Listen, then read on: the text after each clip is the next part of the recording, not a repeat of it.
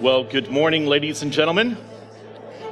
Good to see everyone here that's over the age of 40, that can get up early for things. Those of us that are over the age of 50 each morning is, okay, there's another one done. Good, we're good, okay. But those of you that are under that age is thinking, oh, why do I have to get up? Those of us that are over 50 like, I get to get up, so. And that's kind of the way, it would be interesting if we lived our lives that way, if we were able to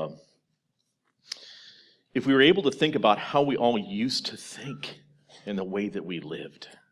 And the way that we lived was thinking about the next opportunity and the next thing we were going to do with our lives and what we were going to do with our kids or maybe your grandkids or maybe what you're going to be doing with your career or maybe a new idea that you created or something else that was going to really be that next innovation. Maybe you were thinking about how you're going to be investing your money. Maybe how you're going to exponentially increase that money. Or maybe you're someone who's more concerned about the propagation of the faith and what different ways that you could actually reach more people for the Lord. Well, the funny thing is that one of the things that's kind of a universal is that religion has been a way to reach and control people for years.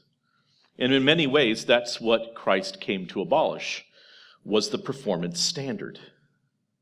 See, the thing is with the performance standard, you can actually start to make people do things out of the thought that they are being more virtuous, or that in some ways they're doing more things to improve their station with God by their actions, by their obedience. So that becomes the main thing that you do. So if you're going to start to transition a people into a brave new world, and how many of you have read Brave New World? And many times people are talking about the fact that between Huxley and Orwell, that's really where you find your truth. And I think that's pretty accurate. Somewhere between Huxley and Orwell is where we're going. But if you're going to have a brave new world, you need a brave new religion. A brave new religion that actually helps to guide your steps, almost as guideposts, into a new way that you begin to understand the way that life makes sense. See, because you've been looking through lenses that you've had on since the day that you were born. And in many ways, there were lenses that were shaped by your parents, by your grandparents, by your great-grandparents, by civilization that is around you, by society that is around you. But then also, and this is one of the wonderful things about the Enlightenment, I don't want to completely trash the Enlightenment, as many Christians do, is that objective reality was one of the wonderful things about sharpening your lenses, to not just live in an age of mythos. But see, when you live in an age where you are not guided by objective truth, either by the reality that's around you, or if you're a Christian, by the scriptures themselves. Well, this is what the scriptures say. This is what the scriptures say within context. If you bring in new lenses that somehow get past that understanding of grace and salvation through Christ alone, in faith alone, and then all of a sudden you start moving more into the performance standard. Well, we're having bad weather, so we need to sacrifice a virgin to the volcano god. That's the performance standard, because the gods are angry. And if we do these things, then hopefully it will change our outcome. Well, the problem is that we're actually going to a point where, if you understand the Judeo-Christian principle of things, that we were made, the imago Dei is we were made in the image of God. Well, the clever man, the man that would like to be in the control seat of what happens in a new religion, would like to make God in his own image. The right kind of God. Because we're going to do things right this time. So you need a brave new religion. Now, this is nothing new, of course. This is nothing that is new to any of us. It shouldn't be. And if you were a Christian Or even if you're a non-Christian, you probably read about these things that happened centuries and centuries ago. From the book of Daniel, it says this: King Nebuchadnezzar made an image of gold whose height was 60 cubits and its breadth 6 cubits. He set it up on the plain of Dura in the province of Babylon. So King Nebuchadnezzar had made an image of gold, and he set it up in Babylon. And then King Nebuchadnezzar sent to gather the satraps, the prefects, the governors and the counselors, the treasurers, the justices, the magistrates, and all the officials of the provinces to come to the dedication of the image that King Nebuchadnezzar had set up.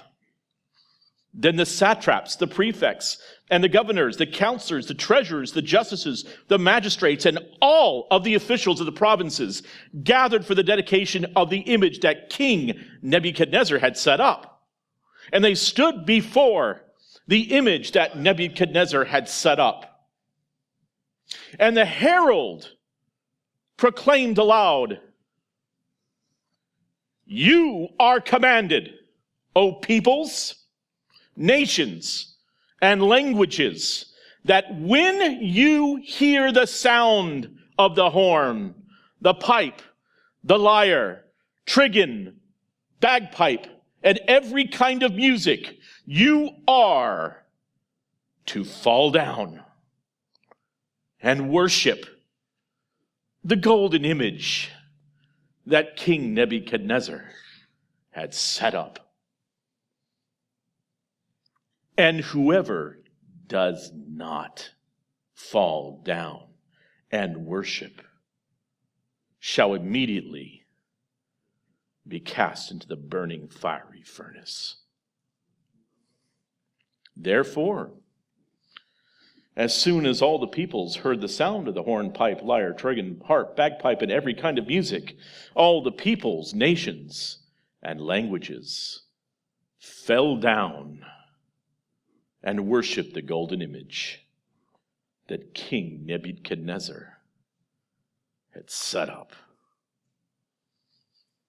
It should be noted that since the beginning of time, since the creation of earth and its inhabitants, that as soon as a tyrant takes over control of a tribe, takes control over a region, takes control over another civilization or a nation, they will immediately do a few things. They'll demand a few things. They will demand property, obedience, and worship. They will insist that what possessions you have, what positions that your family has, what positions that the Lord has given you as you navigate the world and care for your family, that those possessions are theirs, actually. But, as a very wise man had said to me, who really had all the possessions that he had desired, and this was back in 2009. And basically, he was a man whose company we had served. That was Sovereign Alliance with my wife and Kathy. And he had a financial services institution that did really well, and we served him. Boy, we would be able to do big conventions and events, and he would take all of his best salespeople out on a cruise where you'd have 200 cabins and the best cabins on the ship. And we would be able to do all sorts of crazy things to really reward those people that did what they did for the company. And Mark had a fantastic company. And he was a mentor to me. He was a brother in the Lord too. So he had a home in Colorado, I think in Aspen or Vail. He had a beautiful condo on the beach. He had another home that was on the water in Tampa. He had a luxury suite in Raymond James Stadium, so you could watch the Bucks games and other events that they had there at Raymond James. Basically, he had everything: the boats, the cars, everything that you would really want in terms of stuff And then 2008 came, and it was taken from him. And I never will forget, I was coming back from an event that we had just run. I said, well, hey, let's meet Mark, where we usually do at the Center Club, the Executive Club in Tampa. He said, yeah, sure, we'll see. So I'm pulling up in the parking lot, and I see this other, instead of this usual, I think it was an E-Class Mercedes that would usually drive up, I see this, 2002 Nissan Xterra pull up. Okay, I'm getting out. See Mark get out of his car. I said, oh, hey, you driving your son's car? He's like, no, that's my car. I said, what happened to your Mercedes? Well, that's not me anymore. Not right now. I said, oh, man, Mark, I'm so sorry about that. I mean, I didn't know it was so tough. He goes, yeah, it's tough. It's just stuff. That stuff doesn't make me. That doesn't say who I am. It's all just stuff. I can get it back someday because it doesn't identify who I am. Yeah, I sold 2 of the properties. I got rid of all that other stuff. It's got to get lean right now. We just had the big crash of 2008. Got Obama in the White House. Things are going to be tough. And that's the mindset that many of us have to have. So if it was just stuff that they were after, though, this time around, 12 years later, if it was just things that are temporal that they were after, that would be one thing. But it isn't. Because now they also require your obedience. You need to fall down and worship the image that has been set up before you. And not just your obedience to a certain amount of new rules and regulations that our new tyrants are going to be setting up. Not just what you do, but what you think, what you say. Total obedience, mind, body, and soul.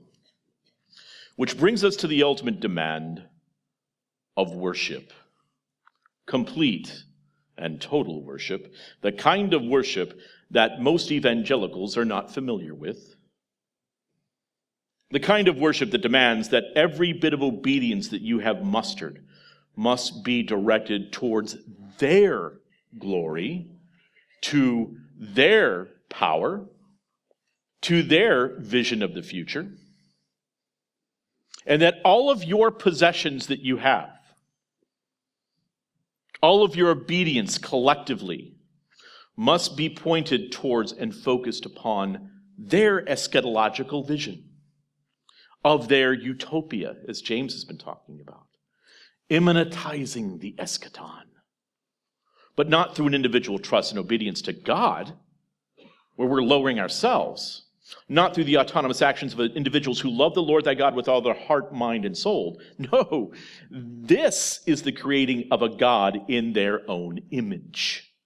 The creation of God in the image of man.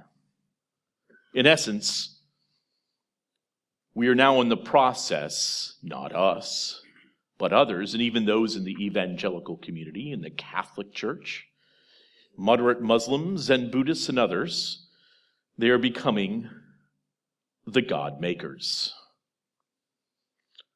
Not the lowering of man through the bondage of will in relation to God and his sovereignty and omnipotence, lowering ourselves, honoring God, but the refusal of God.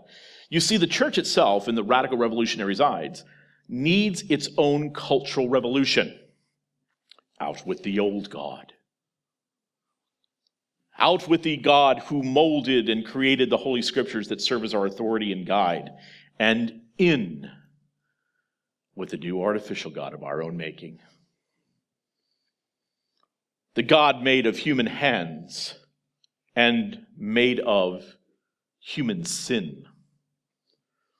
The created man-fashioned God that will seek to steal all of the attributes that only the creator and sustainer of the universe himself intrinsically possesses. A God, an artificial God, who is all-knowing. An artificial God of man who is all-knowing. The new artificial God of man must be omniscient. The new God of man must be all-knowing of all things at all times. The new God of man must know your heart rate at all times, your temperature at all times, your general health condition at all times. The new God of man must know what you are reading at all times, what you are watching at all times. They must know what you are saying at all times. The new God must know what you are thinking at all times. As a matter of fact, the new artificial God of man will be able to replace your bad thoughts, the thoughts that you should not be thinking, with the new thoughts approved by the God created by human hands. The new God must know where you are at all times because the new God is omnipresent. The new God must know where you are constantly. And the new city of the new God is the central city, the gentrificated city, the center city that eliminates all suburban living. Because the new city of the new God is not really a city. It is a panopticon. What's a panopticon? A panopticon is an institutional building where people are kept under inspection, whether under a hospital, a school, public housing, a factory, a mental health institution. But the most famous application is that of a prison. The essence of the panopticon is that of central inspection. The panopticon is a disciplinary concept brought to life in the form of a central observation tower placed within a circle of prison cells. From the tower, a guard can see every cell and inmate, but the inmates can't see into the tower. Prisoners will never know whether or not they are being watched. The new city of the artificial God is a prison. That is what is being created. Now, of course, what you want to say is, for you to be able to step in this prison, what they don't want to do is to put guns at your back or in the back of your head to make you go in by force.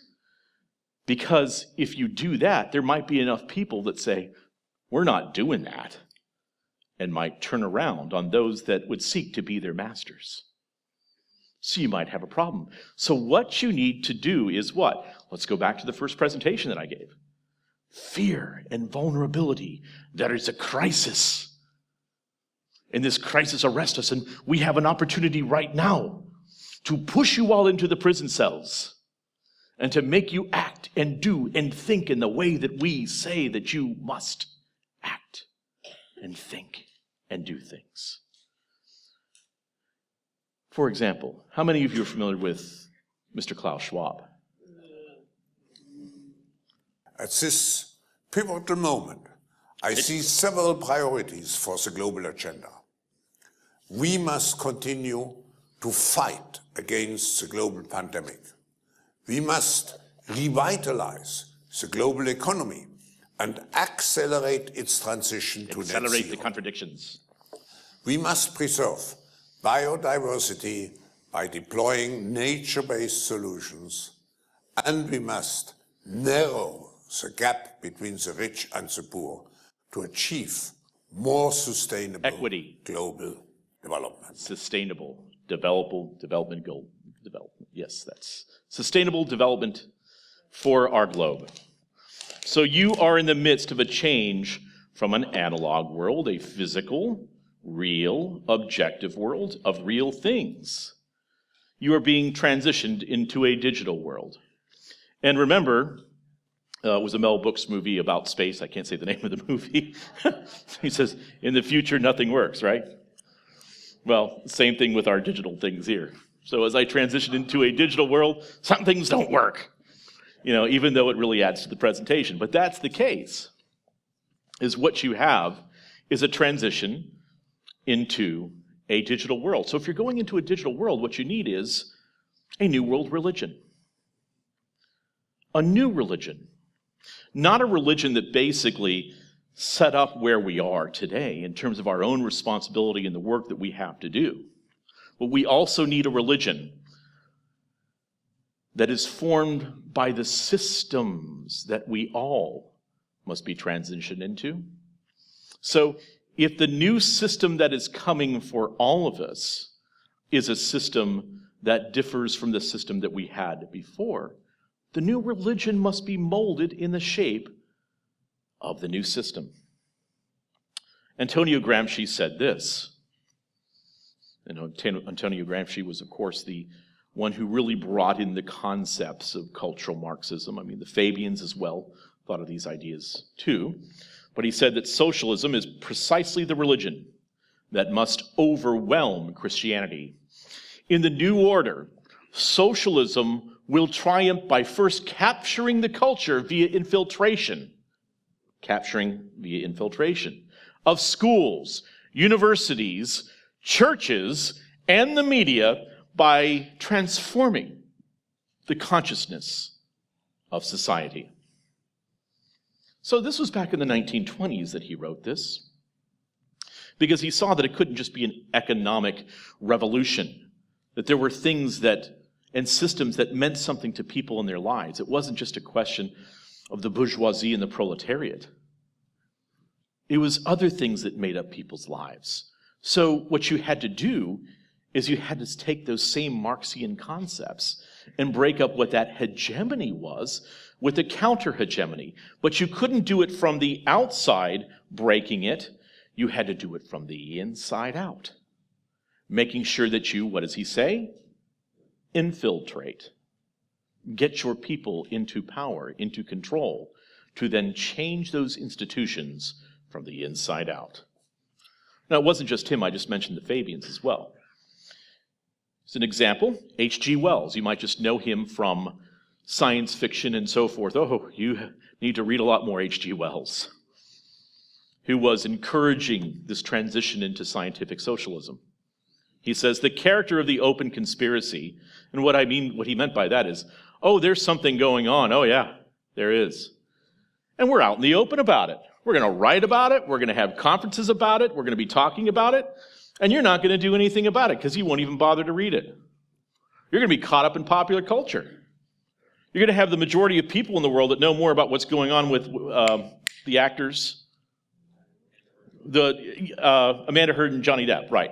You're going to be more wrapped up in their trial than you are about what's actually happening to you in your lives.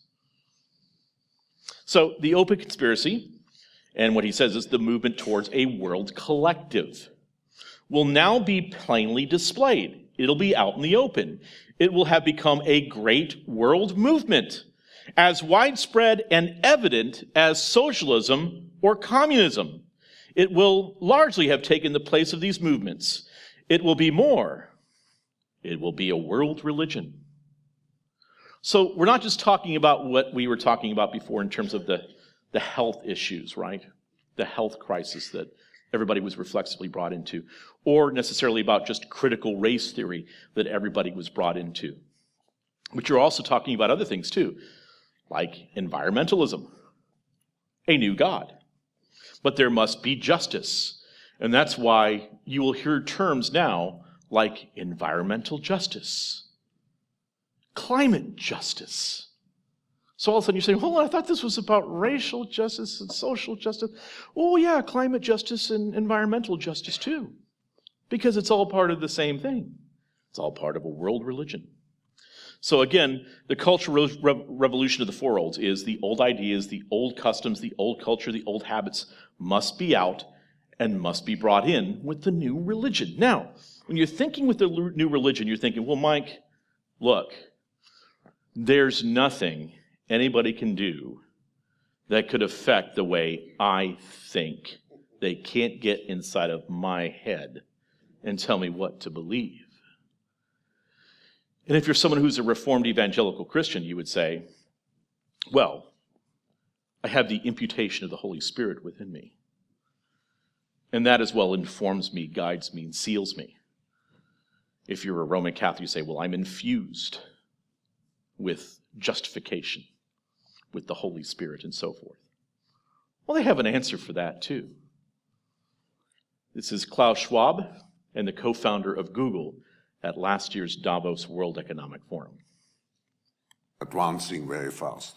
But can you imagine that in 10 years when we are sitting here, we have an implant in our brains, and I can immediately feel, because you all will have implants, and we measure your brain waves, and I can immediately tell you how the people react, or I can feel how the people react to your answers.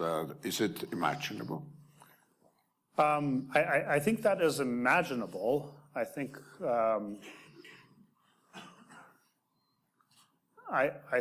you can imagine that. You can imagine, well, you're going to be sort of transplanted into the internet, so to speak, to live forever in a digital realm. You can imagine that you just in your biological incarnation are going to live to be some very long age. So what happens here, if you've noticed, is Klaus Schwab, he starts talking. He starts just spilling the beans about what their plans are in the next 8 to 9 years. So in 10 years from now, I have my implant, you have your implants. I can see how you're thinking about things. We can see how we're reacting to one another because we all have implants now, you see. And can you imagine that being in Sergey Brin? They go to him and he goes, and he's thinking, you just said too much, you just said too much. I imagine that's imaginable. Let's dial that back a bit and so forth. But Klaus Schwab, he wants this and he wants it now. This is his vision that he wants to make sure that happens. You have to start wondering, where did Klaus Schwab get visions like this? Where did he start imagining things like this? Well, this is one of the logistics wheels that you can find at the World Economic Forum. In the center, you will see the Great Reset. And surrounding the Great Reset, here are the main things that they are concerned about, making sure that they can shape for the future, that they can change immediately, shaping the economic recovery. In other words, we just broke your economy. Now we need to shape it into something new. We need to remold it. Harnessing the fourth industrial revolution. We'll talk about that in just a moment. We'll explain what that means. Strengthening regional development. So you're strengthening regional development as opposed to national development. So what you're doing is basically creating a feudal system. Revitalizing global cooperation. So now we're going back to the macro now. We're saying that global cooperation has to take place. Well, in other words, that everybody has to get along. Let's drop this whole idea about sovereignty. Restoring the health of the environment. Because you see, we've done nothing but destroy the environment. We haven't been doing anything good. So what we need to do is employ ESG and make sure everybody else does too. Developing sustainable business models. Well, what does that mean? Redesigning social contracts, skills, and jobs. Okay, so here's where you have the Great Reset. Well, what is the fourth industrial revolution? What it really is a global simulacra. So, in other words, you're trying to create a new simulation. Well, how do you go about that? Let's go back to something that we learned about on the first day, through critical race theory. Let's just go down to the bottom, because this is the clearest way to say it from Dr. Lindsay. Just call everything racist until you control it. Okay? Call everything patriarchal until you control it. Call everything homophobic until you control it. demand in the month of June that everyone must bow down to the golden image that we created, the rainbow image that we created. And you all must give penance to the new rainbow image God that we have set up before you. Whenever you hear the harp or the trigon or the lyre, you must bow down and give offerings to the new God that we have created. So how do you get to this point? How is it that somebody is actually thinking through these things? Do you think that this is just within the last 5 to 10 years? They thought, yeah, let's give this a shot. Let's just really put together the worst ideas that we all have. Let's do it all at once, right? Maybe you're thinking that. Oh, no. Let's go back. Let's say, 52 years. Zbigniew Brzezinski is Mika Brzezinski's father. He passed away a few years ago. He was trained along with a man named Klaus Schwab. They were also with Henry Kissinger at the time. He also served as our director of national intelligence for the Carter administration. And this is what he said in 1970 in his book, The Technotronic Era. Quote, "The technotronic era involves the gradual appearance of a more controlled society. Such a society would be dominated by an elite unrestrained by traditional values, those things that you're fighting for. Soon it will be possible to assert almost continuous surveillance over every citizen and maintain up-to-date complete files containing even the most personal information about the citizen. These files will be subject to instantaneous retrieval by the authorities."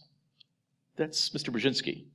Between Two Ages, America's Role in the Technotronic Era. First edition, 1970. So for you, and again, we'll talk about some of the things we said in the first session here again, is that you probably think a few weeks ahead or maybe a few months ahead. As things are becoming more chaotic, maybe it's just a couple months, right? So we try to do events or conferences or something like that. It's kind of hard for us to say a year out, come, be at our conference. And you're thinking, gas will be $15 a gallon by then. You know, a package of chicken will be $40. I might not be able to do it. So it's hard because we're in an age right now where things are changing so rapidly, but the things that Zbigniew Brzezinski was saying in 1970 was basically future casting. Remember we talk about how the principles of alchemy work, is that you think ahead and you plan ahead and you create. You think about what something should be and you make that something that should be the thing that is. It is the becoming as opposed to the being.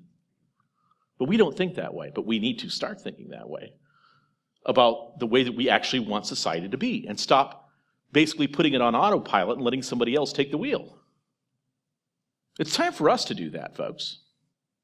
So they talk about this thing, the Fourth Industrial Revolution. This is one of the things that I first started talking about really back in 2015 and 2016, but it was hard to kind of describe it to folks. So let me just give you a simple understanding of that. Let's walk through that here quickly. How do we get to the Fourth Industrial Revolution? And you may be thinking to yourself, well, what happened in the first three? Well, let's talk about that. The first Industrial Revolution is basically the idea that you're coming away from an agricultural society. You're going into a society that has steam engines and steam power. The mechanization of production, steam-powered locomotives and steam-powered ships. So instead of just by the wind blows, I hope we have good wind, we have steam that's powering our ships now to take us to the destination we want to go, regardless of the wind around us. We have locomotives that are pulling goods and supplies and services. They're pulling people from one place to another, and they don't need healthy horses to get there. They need coal for firing. They need water and steam and hydraulics to be able to get us there. Industrialization during this period led to urbanization and better living conditions for the middle class and upper class. So in other words, you didn't just have the centralized cities like London or Edinburgh or Berlin. You started to have people that lived out further that could train in. So we weren't just centralized in our cities. Now, this did cause something else to happen. Remember, this is post-Rousseau and so forth. We've then started to come through this age of what was the Great Revolutions, both the French Revolution and the American Revolution, which stuck, at least for a little while. But you're coming into an age now of greater and quicker exploration and development. Second Industrial Revolution, the discovery of electricity and the assembly line production system. The leap of 60% of the Western world out of poverty. Because now things are more accessible. Things are being built. Jobs are needed then. If you're going to start making things and building things, you need people to do those things, right? So all of a sudden people have a part of that. Well, capitalism's a wonderful thing to help with that. The transportation connectivity from urban industrialization out to rural. The discovery and use of electricity, as we already said. Communication with radio and telephone. So now all of a sudden, you can pick up the phone and call your distant relatives that moved to a different place. You didn't have to write a letter and hope that it got there 2 weeks later. You can say, hey, happy birthday, how are you? You can call up the phone, hey, bad news, something's happening with so-and-so's health. So all of a sudden you had instant communication. Third Industrial Revolution. Now we're coming into basically our lifetimes. The age of personal electronics and computers. Extreme poverty is now limited. City centers are somewhat emptied out. And the rise of the suburbs, where people want to live. The age of the internet and the information age. The age of the smartphone, your personal automaton. Third age of policing, DNA, digital, and video evidence. So now you're coming into a new age of policing. It isn't just what somebody's testimony was. Was it corroborated by how many other people, what was said? Now you're getting into, oh, well, we have your digital footprint. We know exactly where you were. Oh, well, we have DNA evidence that you left behind. We found you at the scene. Didn't matter if anybody saw you or not. Well, actually, we have surveillance that picked you up. Actually, we have exactly what you said because you had your phone on. Oh, you weren't making a phone call? We still heard what you said anyway. Matter of fact, we also picked it up through the TV. So all of a sudden you're reaching another age where you're starting to transition into the panopticon. Now, this has not been something that is just new, that just happened yesterday. It started really with the book The Great Reset by Richard Florida, which was written in 2008, published in 2009. So Richard Florida is the one that came up with the ideas of gentrification, how to move people out of suburbs, back into cities, but also said what we really need is we need right now for us to jump into this new era, we need to have something that is almost like the effects of what the world wars did to Europe or did to Japan, where they demolished everything and we had to rebuild. But what we want to do this time is we want to kind of demolish everything in terms of our systems, keep the infrastructure, keep the things that we build in this time of peace, and build on top of that. Wouldn't that be great? So we can take whatever was created during the capitalistic economy where everything works, and now we can grift off that and build our crazy ideas. And in essence, that's what they've done. It's a giant grift. So then you have, of course, Klaus Schwab, COVID-19 and the Great Reset, which was published, I believe, in June of 2020. So written pretty quickly, if you will, somewhat prescient. I first started talking about the Great Reset back in 2018. And then further tried to explain that it was here now in the summer of 2020 as he was writing this book, with people calling me a conspiracy theorist. And nobody else was talking about it at the time. Got receipts. Then, of course, Time Magazine comes out with The Great Reset, because they're thinking that all of our marketing is working, and we're just going to talk about the Great Reset and how we just need, this is our opportunity to rebuild everything after COVID. They didn't expect you and me and everybody else to go, we see what you're doing. Well, Unlike the first three industrial revolutions, we're talking about technological process that are helping human beings to live better lives, to be more prosperous, moving society along. Really, the fourth industrial revolution is fundamentally different. The fourth industrial revolution isn't just about changing the way we do things. It's about changing you. So it's not just about getting better electronics. It's not just about a better class of living or better transportation to get you and me from here to there. It's about changing you. So before we get into the what of the fourth industrial revolution, let's go ahead and talk about the how and why. Well, how do we get there? One thing that is consistent, I think, that you've heard from myself and Dr. Lindsay over the past 2 days is that basically what? We're living in a fake world. The things that you're telling you are not so. And the things that they're telling you must accept are things that don't have any resemblance to reality, right? Everything is subjective. Well, how do you get there? Why is that happening? Why are we in this pattern? Let's talk about simulacra and simulation. James touched on this a little bit yesterday, talking about Baudrillard. And simulacrum means likeness, semblance. Something that has the likeness of something but is not. Simulation is the imitation of the operation of a real-world process or system over time. Now, this is very detailed. I'm going to go over this briefly. Please feel free to take a picture of it. Simulacra and simulation. Well, the first stage of making our way to full simulacrum is the first stage is a faithful image or copy, where we believe, and it may be correct, that a sign, a reflection of a profound reality. This is a good appearance. It's what Baudrillard called the sacramental order.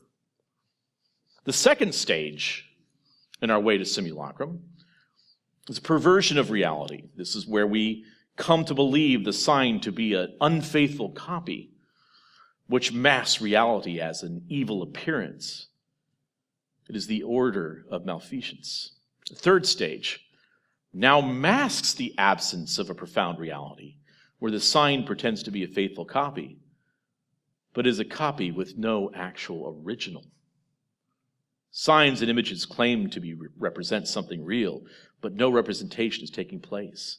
And arbitrary images are merely suggested as things which they have no relationship to. Baudrillard calls this the order of sorcery.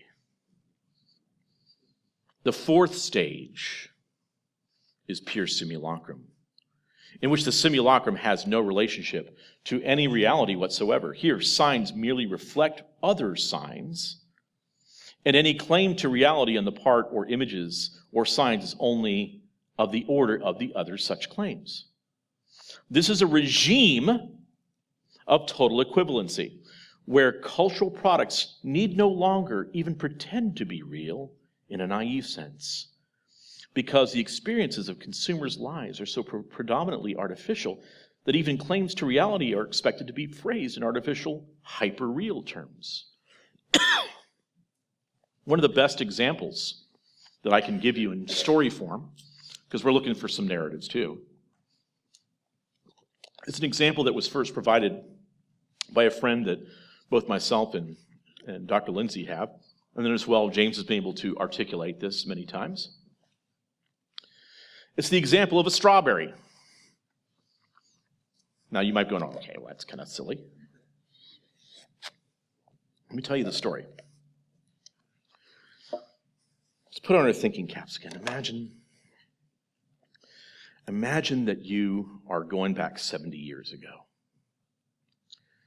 And there's a grandfather who, since around the 1900s and his father before him, what they decided to do was to get a bunch of land.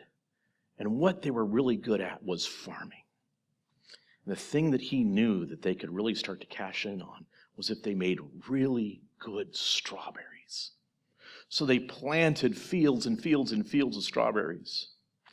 And the family strawberries were known throughout the region.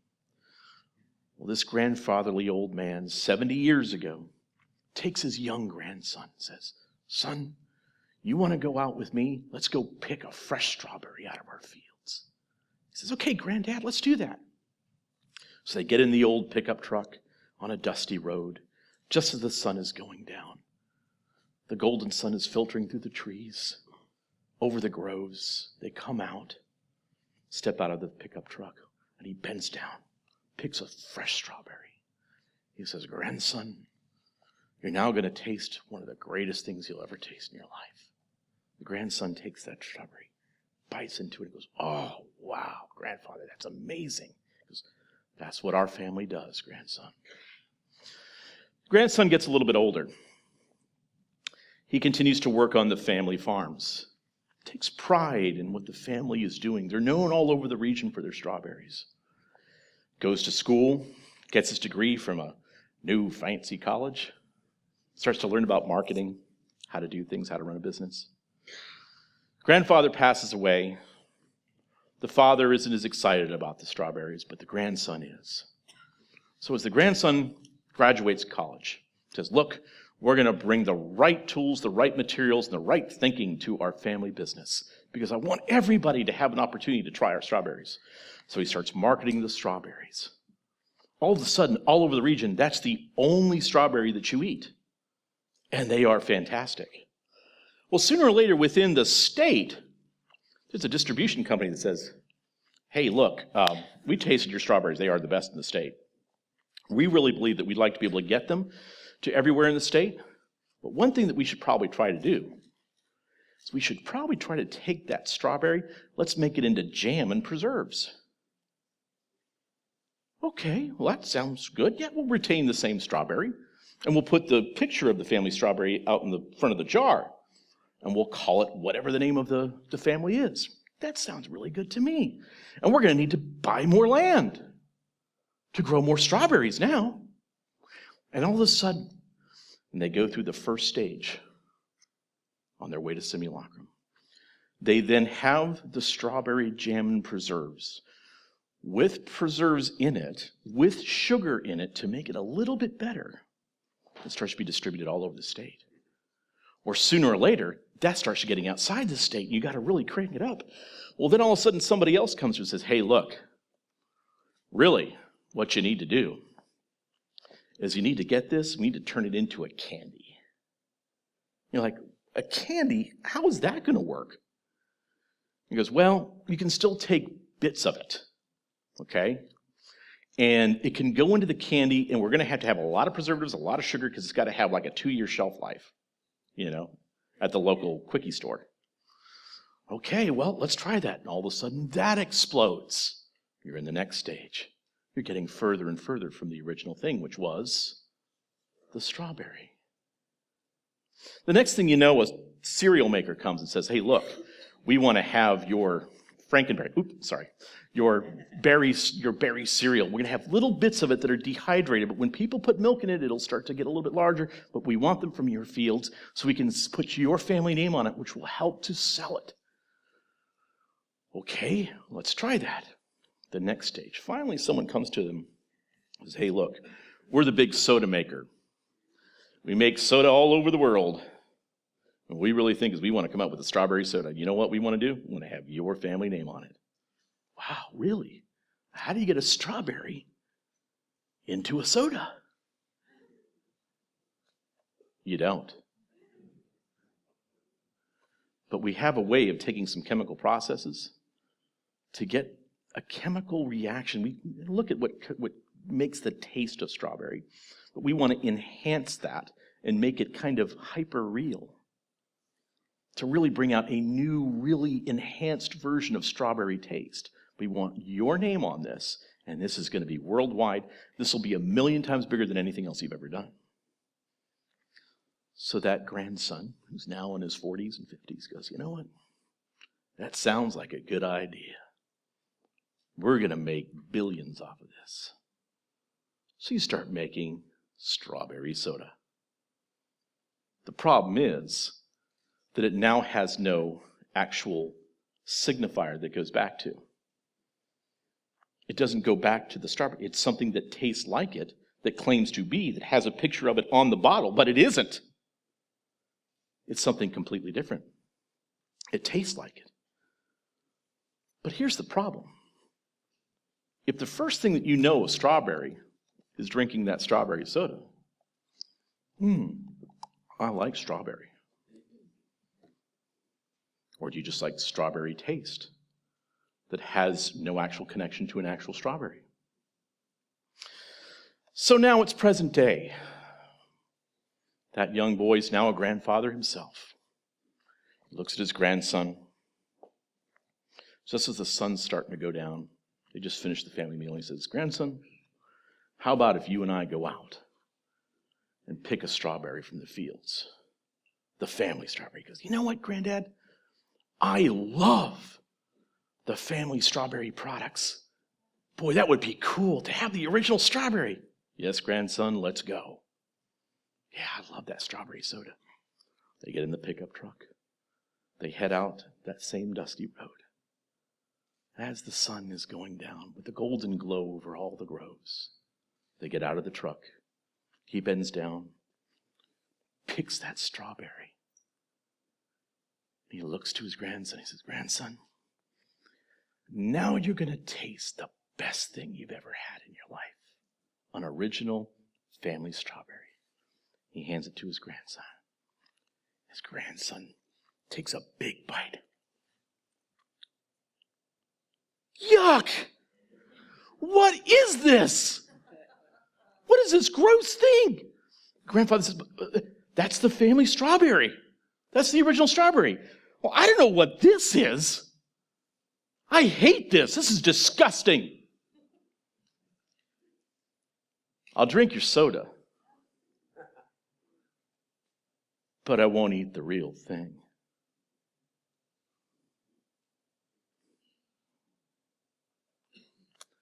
That's where we're going with everything. So it isn't just, you need to try the incredible meat. You need to try the new incredible chicken. You need to try the processed new thing that is more sustainable. It's also reality. You don't need to be in reality and with real relationships with real people. You need to join the metaverse. You don't need to be in real church with a real community, with real believers and real doctrine. You need to watch online. Be part of our online community. As a matter of fact, you don't even need a real faith with a real God. See, because we're going to build a golden image. But we'll let you know, whenever you hear the pipe, or the harp, or the trigon or the lyre, that it's time to bow down. Because we're going to make a fake simulacrum of what God was. And this is all the process, once again, of alchemy. Because the scientific method, the way that we understand things objectively, seeks to understand things as they are. What a strawberry tastes like, what a strawberry is. While alchemy seeks to bring about a desired state of affairs. In other words, let's get you off the real and into the surreal, so it is what we tell you it is. To put it another way, the primary objective of science is truth. That of alchemy, operational success. That's what the Fourth Industrial Revolution is. It's the use of reflexivity to get us there.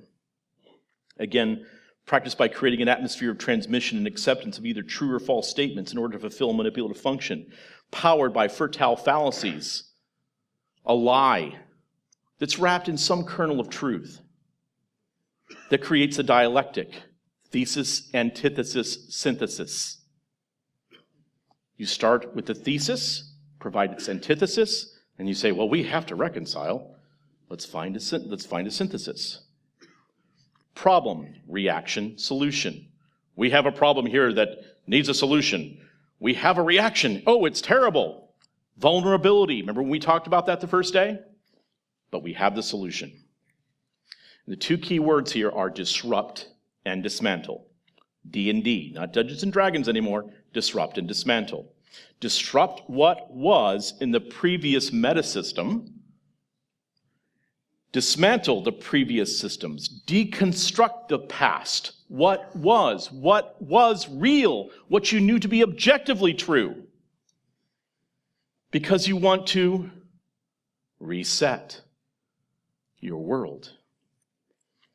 And you got to see that the pandemic represents a rare but narrow window of opportunity to reflect, reimagine, and reset our world, to create this global simulacrum. That's what we're after. So everything that you thought you knew must be disrupted and dismantled to usher in the fourth industrial revolution. Everything must be disrupted and dismantled and brought to the ground in rubble. Razed to the ground. Buildings imploded like the casinos in Las Vegas that they leave in the ground. And why do you want to do that? Because you can build back better.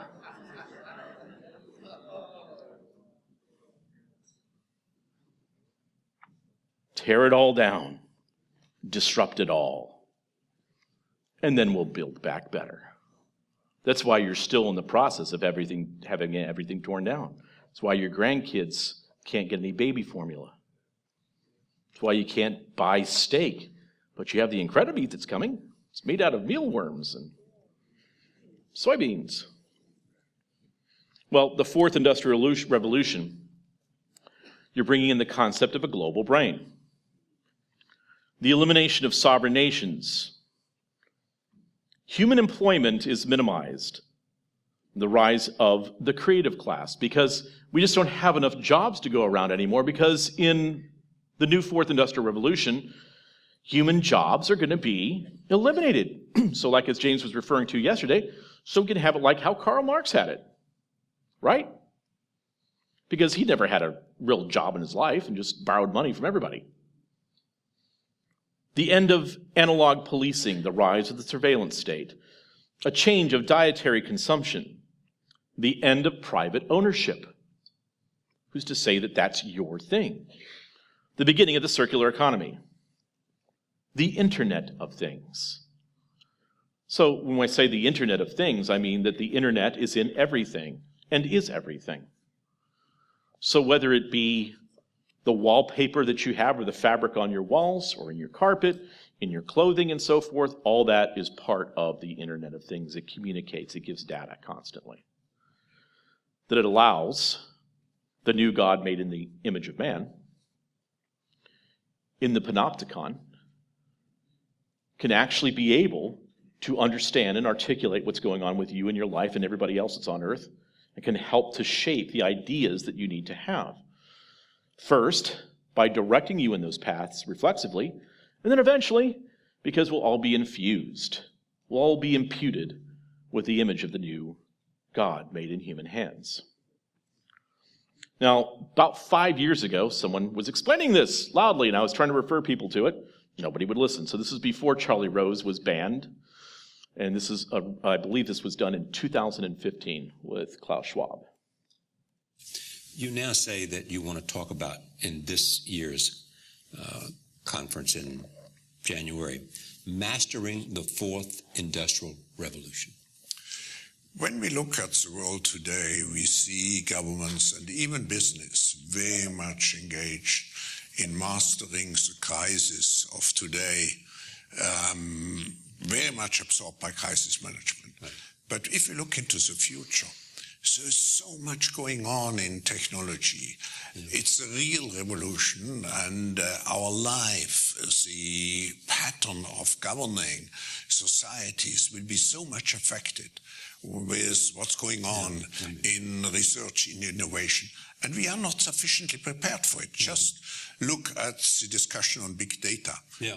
It shows how difficult it is to find the necessary rules, to find the necessary norms. And look at things like artificial intelligence. Exactly. And robots. Look at things like gene editing. Exactly. You know, opening a whole new horizon for medical science. And you see, the difference of this forced industrial revolution is it doesn't change what you are doing. It changes you. If you take genetic editing, Right. Just as an example, it's you who are changed. Yeah, and of course, this has a big impact on your identity. Yeah. And offers certain kinds of possibilities that have to be careful about. You know, when you began to do that kind of gene editing, some people worry that you are changing what it means to be human. That's the problem. And of course, the new industrial revolution offers us many opportunities, but it raises manifold questions on the ethical, but even legal implications. And we have to be prepared for it. And that's what we want to do in Davos next year. So that was 2015, talking about what's going to be happening in 2016. 2016 was the big year of talking about the Great Reset into the Fourth Industrial Revolution. Big, probably the biggest Davos that they had so far. Everybody was there, Leonardo DiCaprio, all of the celebrities and presidents and prime ministers and everybody else was there for that big rollout. And this was just after 2015 when they were releasing their 17 sustainability goals that they had as well with the United Nations.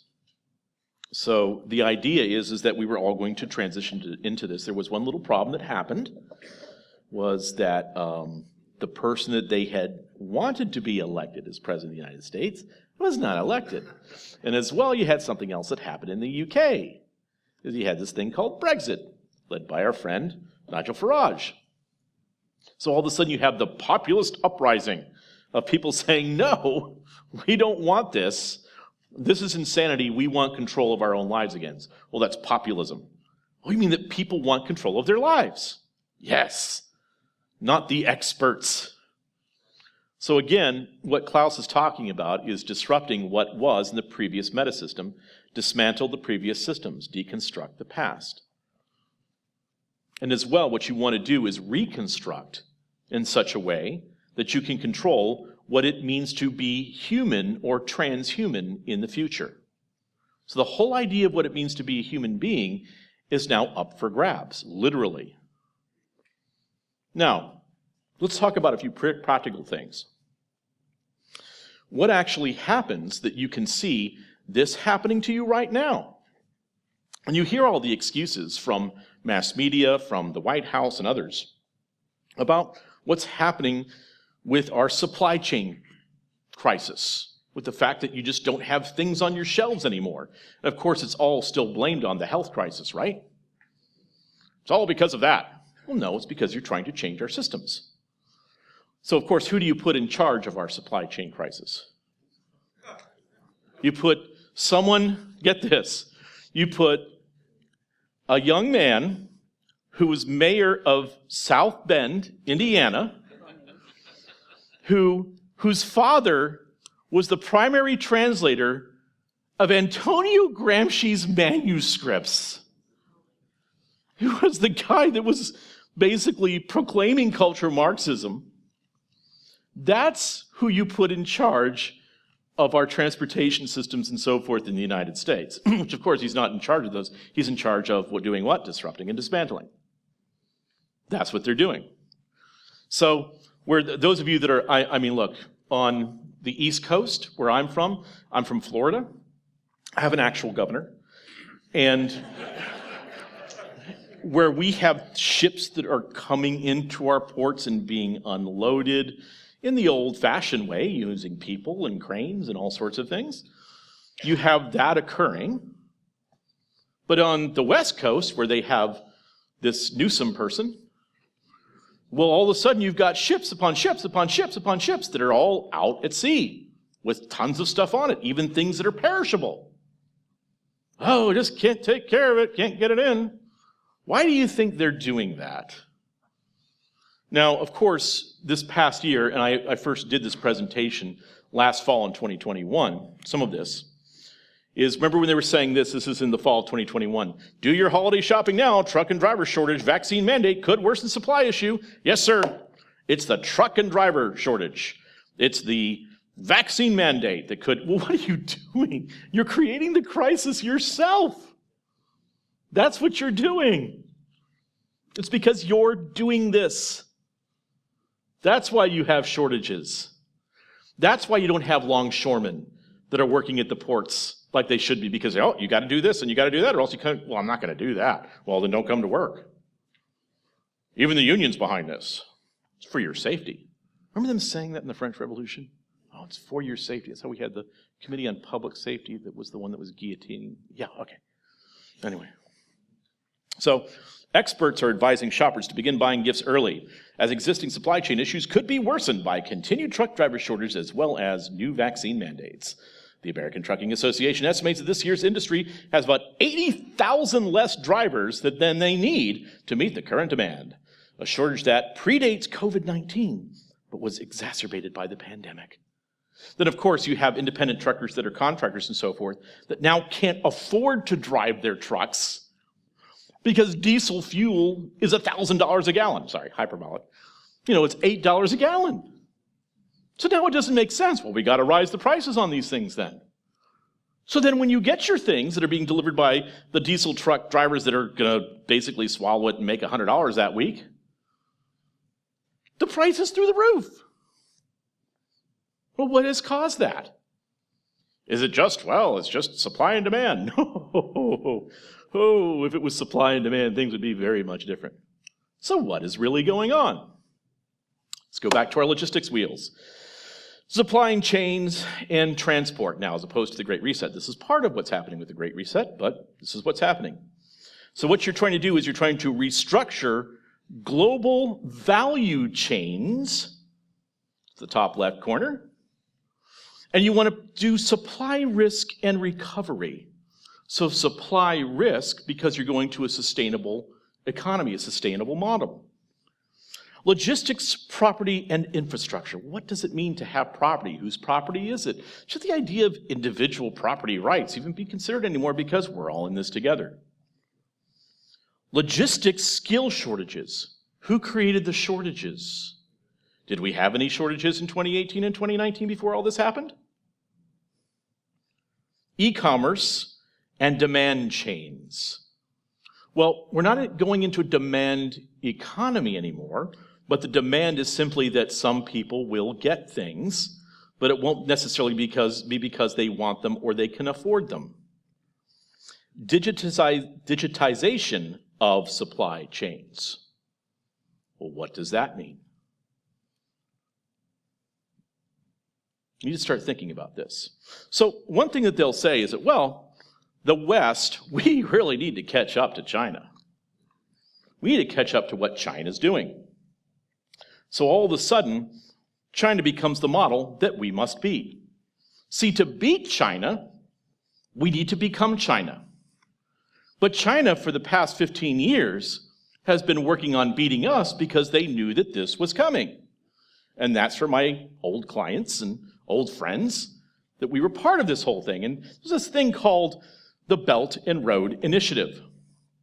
And the Belt and Road Initiative is over 100 nations that have joined in with the Memo of Understanding with the Chinese Republic, the Chinese Communist Party, to be able to build supply chains. What happens is that China will come into, let's say, a very poor African nation. They'll say, look, your roads stink, you have lousy water, lousy transportation systems, lousy sanitation systems, and your airport is horrible. Who could even fly in here? We'll take care of all of it. We'll build it all new. All you got to do is let us run all of your digital data. And as well, give us some mineral rights and allow us to come in and bring in all of our businesses and give us some advantages to that. We'll pay for everything. Don't worry about paying us back anytime soon, but just let us take care of this for you. And the nation goes, hey, sounds like a good deal. Let's do it. Well, now China's in charge.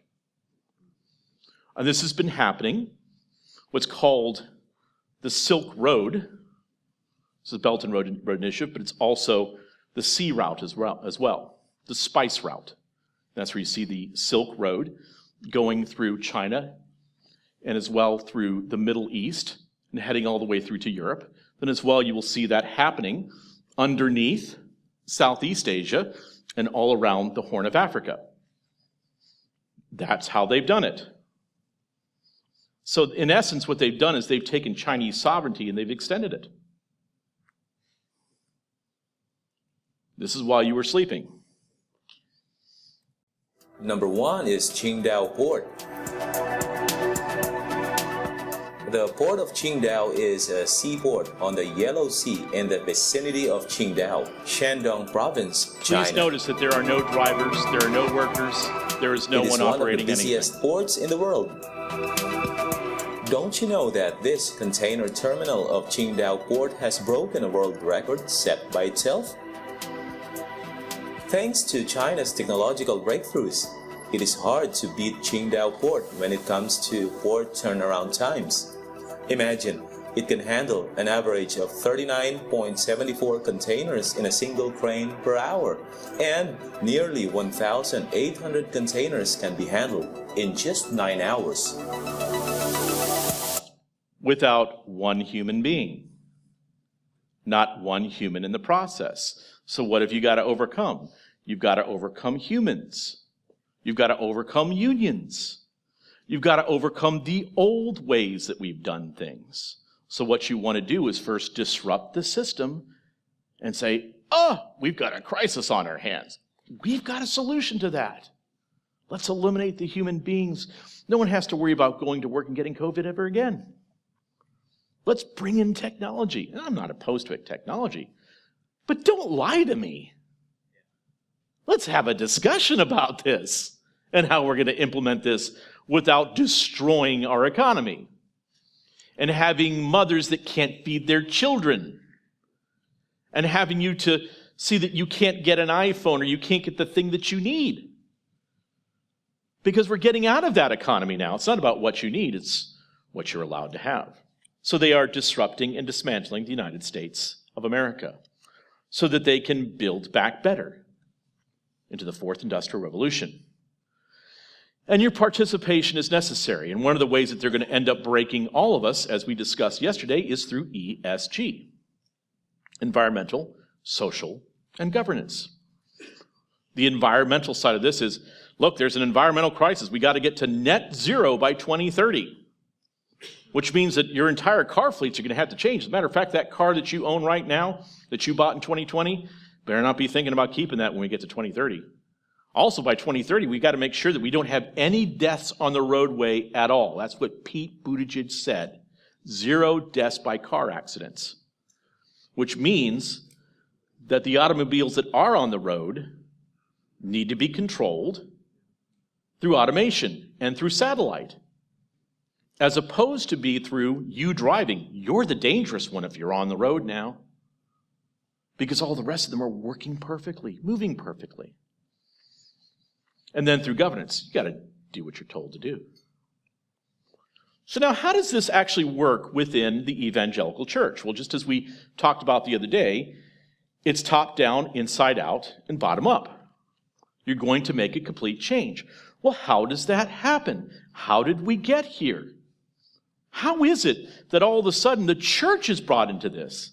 And what I would say is that actually a lot of this didn't start necessarily in the Protestant evangelical church, even though if you go back about 100 years or so, you'd have Samuel Zane Batten, who was a Baptist, also with Walter Rauschenbusch and the Brotherhood of the Kingdom. You had him writing a book that was basically stating things that, hey, look, the entire world order has to change and needs to move in a socialist direction. And you know what the name of the book was, by the way? It was written in 1919, just after World War I. Baptist. It's called The New World Order. Samuel Zane Batten. And what he laid out is a religious prescription on how this could happen. Now, as well around the same time, you had other people that were in other faiths and other religions that had as well idealistic ideas of how things could be in the future. And all of them had that understanding that religion is a great part of what people do and how people function in life. It gives them meaning and purpose, right? You can't have a purposeless life. So there was a guy, a fellow by the name of Dom Helder Camara. I've been talking about this for about the past year now. Others have started to talk about it. Dom Helder Camara was from Recife in Brazil. Funny thing is, and James Lindsay will probably talk about this, Recife, Brazil, it's another guy that was kind of his contemporary, about 15, 20 years younger than he was, by the name of Paulo Freire. Kind of build the idea of education. It's funny because they kind of had the same ideas to some extent. One was in education, and one was in catechesis over here for the Roman Catholic Church. Anyway, so they were both in the same area and knew each other. But you have Dom Helder Camara, who was first ordained as a priest in 1931 with direct authorization of the Holy See over his young age. And so a little bit about him. Really, Camara's father was an accountant. He was also a Freemason, by the way, which is kind of odd, being that he was Roman Catholic. And his mother taught school. She was an educator. But Camara was really the first advocate for what is called liberation theology. And so Camara was named auxiliary bishop of Rio de Janeiro by Pope Pius XII on March 3rd, 1952. Now, during his first years as a priest, he was a supporter and also part of the fascist socialist organization Integralismo. I'm not very good at Portuguese, please forgive me.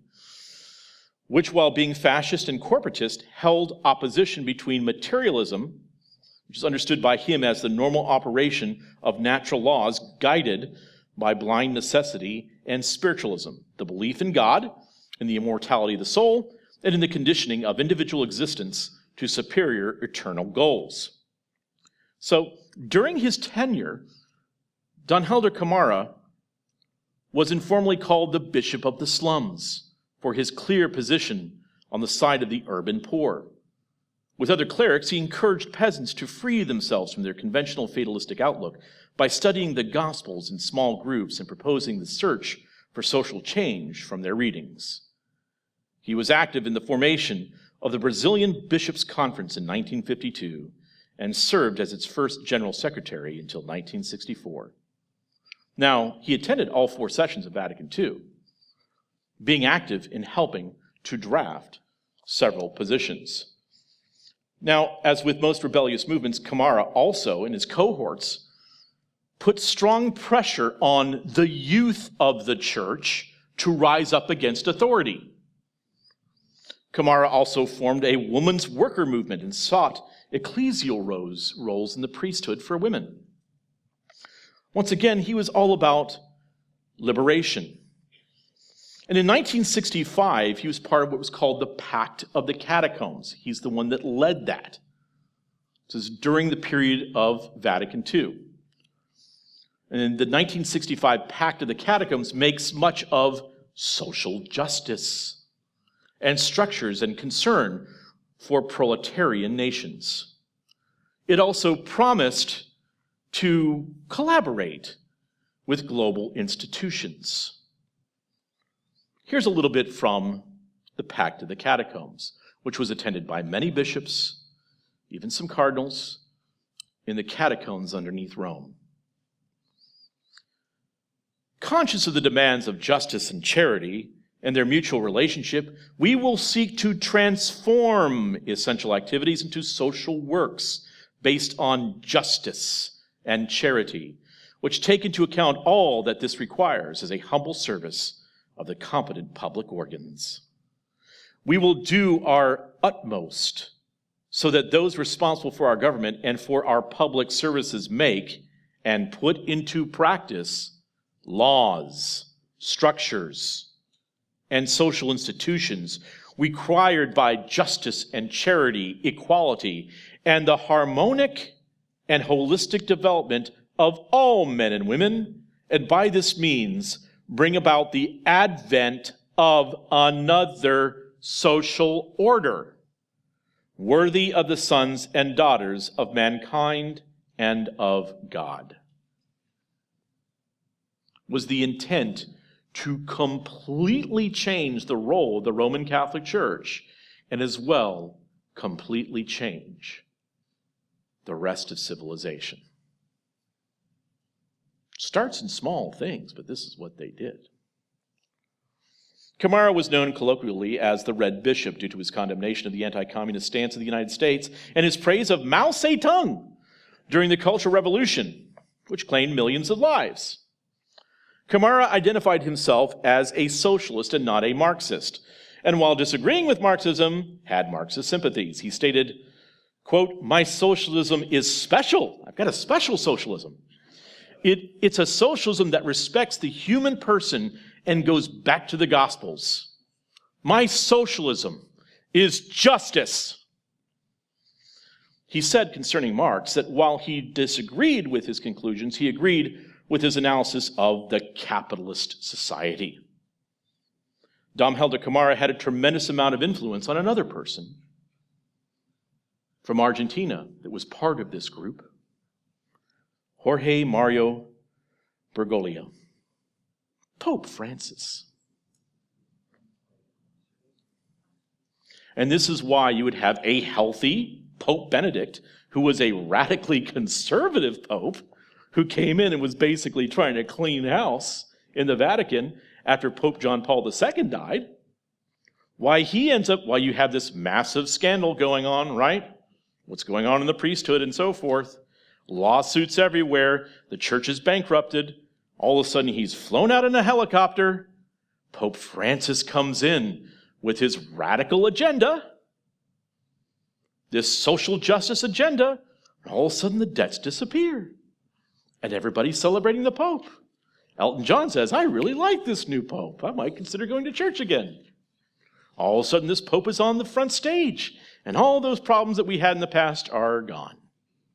Memory hold, done forever, because it's time to move on. Just like getting concussions in the NFL. Remember when that was a thing? When the NFL was really pushing against this whole social justice thing back in the early 2010s and 2000s, and then all of a sudden Colin Kaepernick takes a knee. All those concussions go away. It's not a problem anymore. Same thing, guys. So, yeah, Dom Helder Camara had a tremendous impact on another young man in the early 1970s, a man who would soon be gathering both world leaders and corporate leaders to disrupt and dismantle the world, to reset civilization. This young man was moved so much by this experience when he was asked, really, what was the turning point? What was the thing that gave him the vision for what he'd be doing for the next 50 years? Of how he could bring this change to mankind. Oh, he thought of Dom Helder Camara. That was the guy that really got it right. Bringing in this idea of faith, of religion, of how we could make a religion for the poor, of how we could kind of synthesize things both from a corporatist structure as well as with a socialist structure, as well as with care for the environment, as well as kind of a social justice move at the same time. This guy, Camara, boy, did he have it. Why don't we go ahead and hear from that young man himself? I give you one example which for me was probably a crucial moment in my life. I traveled for the first time to Brazil. I met a priest who was known at that time as the priest of the poor people. His name was Don Helder Camara. And he brought me to the favelas of Recife, and I was so shocked. And I said, I have to invite this bishop to Davos to tell the people what poverty is. So I invited him to the annual meeting in Davos. But then when I came back in Switzerland, I found out that actually he was forbidden at that time to speak in Switzerland because he was considered to be a communist. And I said, this is for me a test. But then I noticed that many companies told me, if you invite this person who is so much against business, we will not come to Davos anymore. And that's where I had to stand to my values. Even at the risk that I would have to give up the World Economic Forum. Wow. But it went very well. I have to say, the audience in Davos listened to him. Helder Camara. So the same guy that influenced the Pope of today, Pope Francis, was the guy that heavily influenced, even to the point of quitting, Klaus Schwab. And now you understand why one of the very important things for the World Economic Forum is the role of religion. Because you have to think about faith and global development. You have to think about how religion has an impact on social movements. You have to understand the role that religion plays with conflict and peace building. You have to understand how religion really has an influence in ethics and law. And as well, you have to understand how religion and how we can make a new religion of our own making has an influence on gender norms and roles. The role of faith in systemic global challenges from the World Economic Forum. Now, you might think that this is dry and sciencey with just Harvard professors from Yale and from Princeton and from other places that, they're all part of the Jesus seminar, right? Probably have some very fringe Roman Catholic professors that are there that have no real faith in God, that are just looking at things. No. And the global challenges and the solutions that are here, as opposed to, they want to start looking at them being as solutions to providers of health care, charitable trust, emergency responses, religious communities engaged in aid work, prevention, education, and advocacy. They want their perspectives and views on sexual reproduction and human rights, women's rights, the views of the human body, concepts of sin, guilt, and forgiveness. You see, you need to take all of these concepts, and we have to help the religions be the ones that take our goofy, twisted, dystopian concepts and have the religions of the world be the vehicle by which we deliver these things. We need to have the trusted faiths and religions of Roman Catholics, of Protestants, of Muslims, of Buddhists be the ones that deliver our message. The ones with the priestly collars. The ones with the Brooks Brothers ties. The ones with the right kind of headgear that are on. Not the guy with the goofy German accent. But you need to have the ones that are real, that can deliver that message and deliver that formula that Helder Camara first brought to me that changed the way that I appear on things. My involvement in this, the faith factor in employment skills and human capital, which is the same document, by the way. This was created by Neil Nielsen, chairman of Lippo Education Initiatives. Lippo Group, Indonesia. James Riotti, Stephen Riotti, people that I knew quite well. James Riotti, and this will probably get a lot of people upset, who has been providing a lot of the revenue into places like Reformed Theological Seminary. The one has been pushing a lot of these initiatives. So, in this, though, you say, okay, that's obscure. I see that you're trying to make some connections there, Mike, but it really doesn't. Look, we're evangelicals. I just go to church and I'm Bible-believing. I don't need to mess with any of this, really. How many of you did, back 20 years ago, the 40 Days of Purpose for Rick Warren and so forth? Because he's somebody you could trust, right? Southern Baptist, big churches. I mean, he wouldn't get involved with all this stuff, would he? He wouldn't go to Davos with the concepts of Davos being created by guys like Schwab, with the religious influence on how to basically create world religions and move world religions into a vehicle that could deliver this Marxist message. He wouldn't get involved with all that, would he? This is from 2008, I believe, so the video is a little bit blurry. My faith in the modern world as well, because I think this is, in a sense, quite an important thing, because there'll be a lot of... By the way, let me go back. Sorry. You have Tony Blair, former prime minister, introducing him. He's up there with the Roman Catholic cardinal. He's up there with a Muslim imam. He's up there with other religions of the world, explaining how, if you really want to do this right, you got to trust the evangelicals. We're the ones that got this right. my faith in the modern world as well, because I think this is, in a sense, quite an important thing, because there will be a lot of people who would say, yeah, okay, we agree with all these values, but why faith? Is that a softball question or what? I know that you can handle anything, so I'm giving you that. Could you bring up the volume just a bit? First, I applaud Davos for having this session.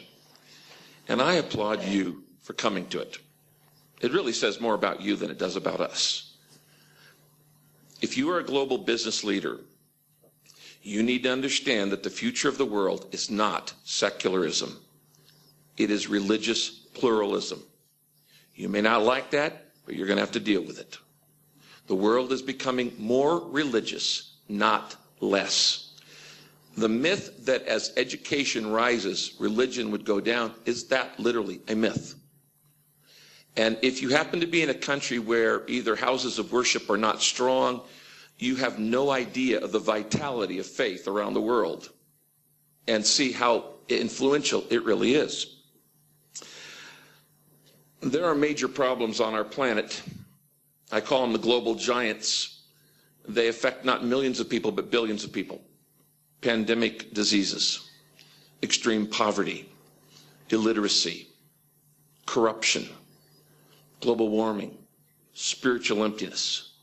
We cannot solve these problems without involving people of faith and their religious institutions. That's you. It isn't going to happen any other way.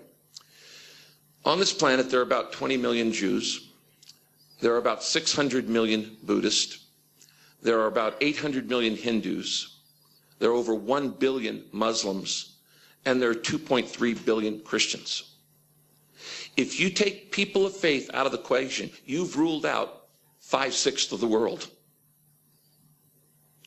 And if we only leave it up to secular people to solve these major problems, it isn't going to happen. Now, I've been coming to Davos for some time, and we always talk about partnerships. And I'm in favor of partnerships, but we've been missing the third leg of the stool. When we talk about partnerships at Davos, we basically talk about public and private, or public being government and non-government organizations, and private meaning the for-profit organizations. A one-legged stool will fall over, and a two-legged stool will fall over. You have to have 3 legs. And the third leg of the stool are the people representing faiths on this stage and others. It is the faith component. Government has a role that only government can do. Profit has a role that only profit can do. And churches and mosques and synagogues and temples have a role that only they can do. We'll get past that. I'm going to get past these things. Do you understand what's happening now? It's a 3-legged stool. Public, private is fascism. It's corporatism. Public-private partnerships. But you got to have that third leg too. You got to have the religions. So ministries, and as he said, and I've been coming to Davos for a number of years. And if you look up the Council on Foreign Relations, Google it, put in the names like Richard Land, the former head of the ERLC. Council on Foreign Relations, Ed Stetzer, the former head of Lifeway and who was running Christianity Today. Oh, there he is. When you take a look at Megan Basham's article that she did about the collaboration between Francis Collins, Anthony Fauci, Tim Keller, as well as Ed Stetzer and others, that were all working to try to create the response of churches to COVID-19. You can't miss what's actually going on, because what we're doing is we're in the midst of a transition from original sin that we understand biblically, from what the Bible says, that we're all born in sin. Well, it needs to be more centered to understanding that as just being white, cisgendered males. That's the original sin. As opposed to being born again, you have an awakening. You become woke. Sanctification? Well, as opposed to being sanctified in the Holy Spirit, you become an ally. You need to do your anti-racism work like Ibram X. Kendi wants you to. For redemption, well, redemption's never accomplished. This goes on forever. You have to do the work. As opposed to the reformer Martin Luther, who brought the understanding of justification by faith alone. No, we can't be focusing in on that. We need to look at the one who's the liberator, Martin Luther King. That's our reformer. As opposed to the canon of Scripture, the canon of woke. That's why you have Robin DiAngelo that needs to be someone that is pushed. Jamar Tisby that needs to be pushed. As opposed to the Inquisition now that the Roman Church applied to the Protestants. During that time of persecution, you need to have the Thinquisition. We need to make sure that we are thinking the right thoughts. We need to worship the right way, that the God made of human hands, the God that we have made in our image for our new world, for our new revolution, the doctrines that God would have us follow. Because it isn't just a question of us just doing the right thing that we're prescribed to from the government. Oh no, there's virtue attached to this now. It is a matter of faith. Do you want to get right with God, friend? Remember what Governor Kathy Hochul had said to us? If you want to get right with God, you will take the magical mystery juice. Oh, I know. Many of you out there are faithful, but you have friends that are not.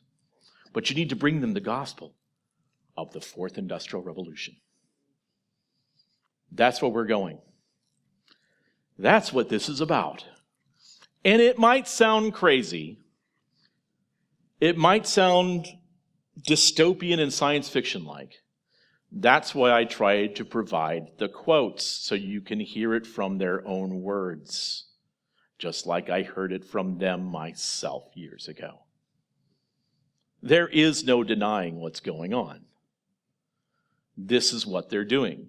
And the thing that our adversaries don't like about myself or James Lindsay is because we'll just come and say, oh, I know what you're doing. What you're doing is this, this, and this. Because you're trying to create this reaction from people. Because you're trying to still move them into this position. Oh, it just needs to stop. It needs to end. We need to end the religion of Davos. This idea of the dialectic spiraling us into the next 50 years of the Marxist dream of utopia. It needs to end, and it needs to end first, and what you can help us with is ending it in the church. How many of you come from churches, to maybe this church or others, where you had some of your pastors taken to Rome to go spend time with the Roman Catholic Church about how we can get together and start doing things? Do you understand now why they were doing that? What relationship do we have with Rome now? None. The funny thing is, you have a lot of Roman Catholic priests who are saying, you know what, I'm checking out of this thing. I don't want any part of this. This has nothing to do with what I was doing anything with. So you have Roman Catholics and Roman Catholic priests that are saying, this whole idea of Petrine authority, there's some issues there with this authority thing.